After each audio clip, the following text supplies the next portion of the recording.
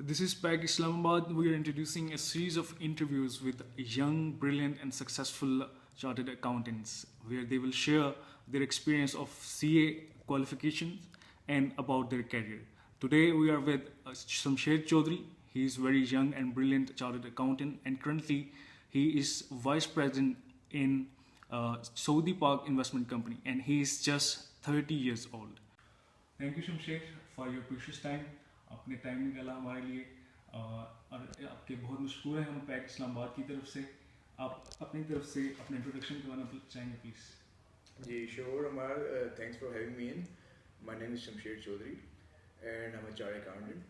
Currently I'm working as a vice president in one of the leading development financial institutions of Pakistan, that is Saudi Park Investment Company. Previously I've worked with Deloitte Pakistan and Deloitte Saudi Arabia. I have over 9 years of working experience ranging from consulting, audit, taxation and internal control of financial reporting. तो ये मेरा एक brief सा introduction था. माशाल्लाह, very brilliant. आपने 30 years की as में वाइस प्रेसिडेंट की पोस्ट पे माशाल्लाह.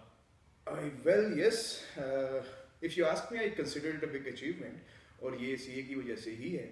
मतलब अगर आप देखें तो लोग असिस्टेंट वाइस प्रेसिडेंट या मैनेजरियल लेवल पे रिटायर हो रहे होते हैं, तो बाय द एज ऑफ 28 में वाइस प्रेसिडेंट बन चुका था.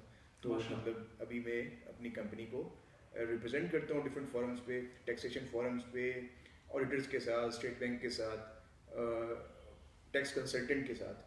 तो इट इज़ वेरी गुड. लोग समझते हैं ये बहुत एक्सपेंसिव और बहुत डिफिकल्ट कैरियर है एज ए चार्टर्ड अकाउंटेंट. तो आप इस बारे में क्या कहना चाहेंगे कि जो लोग इस चार्टर्ड अकाउंटेंसी को एज ए करियर बनाना चाहते हैं, तो उनके लिए आप क्या गाइड करना चाहेंगे, उनको क्या बताना चाहेंगे about it's cost and it's difficult level?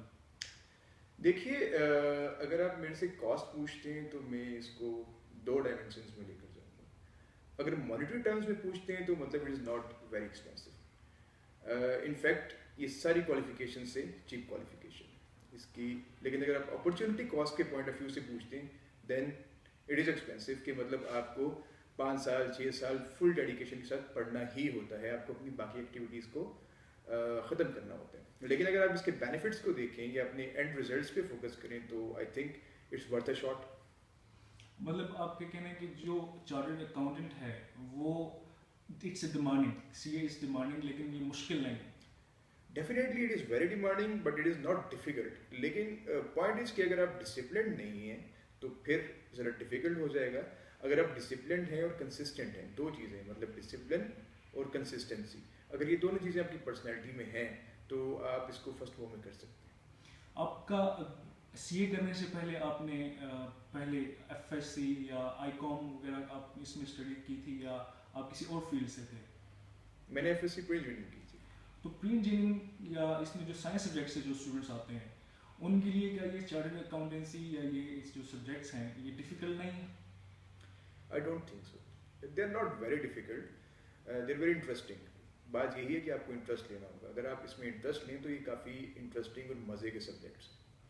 तो they are not very difficult. अगर एक बंदा जो है उसका बैकग्राउंड बेशक प्री इंजीनियरिंग से या प्री मेडिकल से या आईकॉम से, तो वो इसको अच्छे तरीके से हैंडल कर सकता है, परसू कर सकता है. लेकिन ये बात ज़रूर है कि मतलब डेफिनेटली अगर बंदा प्री इंजीनियरिंग से आ रहा है तो फर्स्ट टाइम अकाउंटिंग पढ़ रहा होगा, उसको थोड़ा सा एफर्ट ज़्यादा करना पड़ेगा. लेकिन it is not very difficult.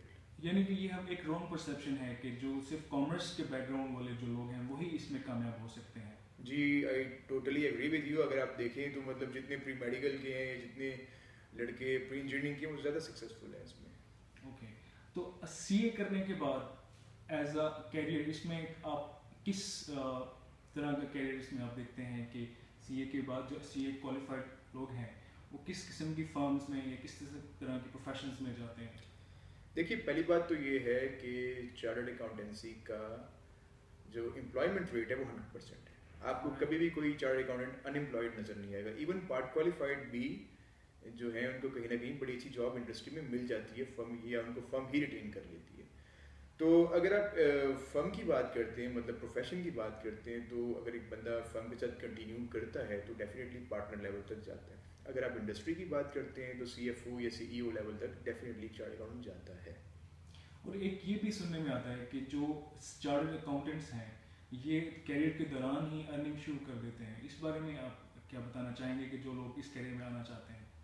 देखिए ये बात बिल्कुल ठीक है।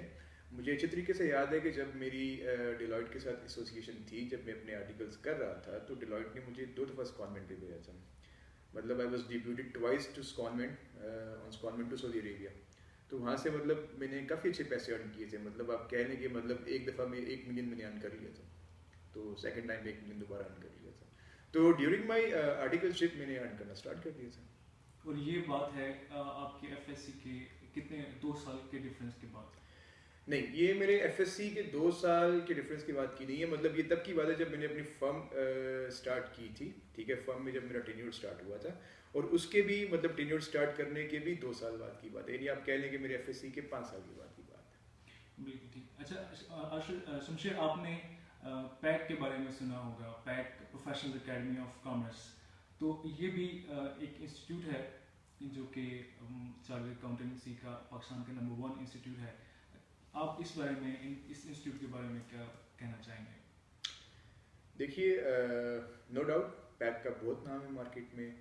पैक ने हमेशा अच्छे टीचर्स प्रोवाइड किए हैं, पैक ने हमेशा अच्छे चार्टर्ड अकाउंटेंट्स निकाले हैं, और पैक ने न सिर्फ जिन दोस्तों को मैं जानता हूँ जिन्होंने पैक से पढ़ा है, पैक लाहौर से, न सिर्फ एक अच्छा चार्टर्ड अकाउंटेंट निकाला है, बल्कि एक अच्छे स्टूडेंट की उन्होंने एजुकेशनल पॉइंट ऑफ व्यू से भी और जो उसकी पर्सनैलिटी बिल्डिंग के पॉइंट ऑफ व्यू से भी काफ़ी एफर्ट की है। तो इस लिहाज से pack is a very good institution. रहे हैं जी, फारूक साहब से मेरी एसोसिएशन है। बेसिकली जब मैं बिजनेस फाइनेंस DCN का पेपर अटैम्प्ट कर रहा था, तो मैं इनसे क्लासेस ली थी। इसके अलावा जब मैं कॉस्ट अकाउंटिंग का पेपर अटैम्प्ट कर रहा था मॉड्यूल F लेवल पे, तो मैंने इनसे क्लासेस ली थी। फारूक साहब बहुत ही डेडिकेटेड इंसान है, बहुत ही हार्ड वर्किंग इंसान है, और जो एक स्टूडेंट की फीडबैक होती है, जो स्टूडेंट का सेटिस्फेक्शन लेवल होता है, वो मोर देन 100%। और सबसे अच्छी बात इनकी, मैं दोबारा यही रिपीट करूँगा कि डेडिकेशन। और जब जहाँ पर एक बंदा डेडिकेशन के साथ काम कर रहा होता है या अपना 110% दे रहा होता है, वहाँ पे डेफिनेटली रिजल्ट तो आना ही होता है। तो इनसे पढ़ के मुझे काफ़ी बेनिफिट हुआ था, और मतलब मैंने जिस अटेम्प्ट में इनसे क्लासेस ली थी, उस अटेम्प्ट में पेपर निकाल लिया था। Okay Shamsher, thank you very much for your precious time. हमें बहुत खुशी लगी, हम गायब हो गए। आपको मज़ीद भी इसी तरह की इंटरव्यूज़ के लिए दावत देते रहेंगे। उम्मीद है कि आप हमें मज़ीद भी टाइम देंगे। So nice of you. Thanks for having me.